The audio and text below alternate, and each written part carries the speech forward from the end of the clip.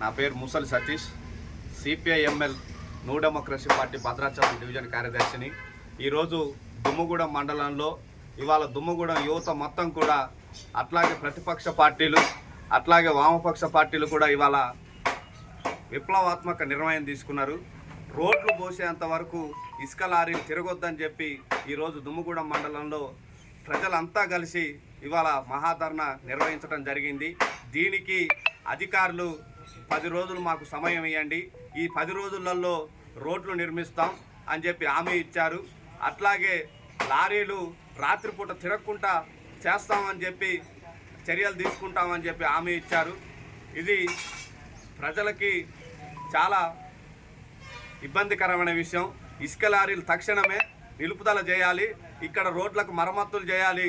ఇప్పటికీ దాదాపు 4 నెలల నుంచి 30-40 మంది ప్రాణాలు కోల్పోయారు ఇసుక లారీల కారణంగా. రోడ్లు మొత్తం కూడా ధ్వంసం అయిపోయి, ఇంతకు ముందు కూడా దీని మీద ఉద్యమాలు కార్యక్రమాలు చేసినా కూడా అధికారులు పట్టించుకునే పరిస్థితి లేదు. ఇప్పటికైనా అధికారులు స్పందించి, పాలకులు స్పందించి ఇసుక ర్యాంపుల్ని నిలుపుదల చేయాలని చెప్పి, రోడ్లను నిర్మించే వరకు ఇసుక లారీలు ఆపాలని ఇవాళ విద్యార్థులకు, రైతులకు, అట్లాగే ప్రజలకు తీవ్ర ఇబ్బంది కలుగుతూ ఉన్నది.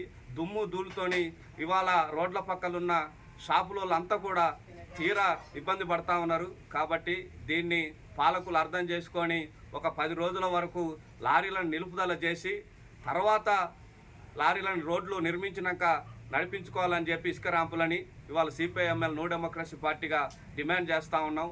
అట్లాగే ఇవాళ వచ్చిన ప్రజలందరికీ కూడా సిపిఐఎంఎల్ న్యూ డెమోక్రసీ పార్టీ తరఫున విప్లవ ధన్యవాదాలు తెలియజేస్తా ఉన్నాం.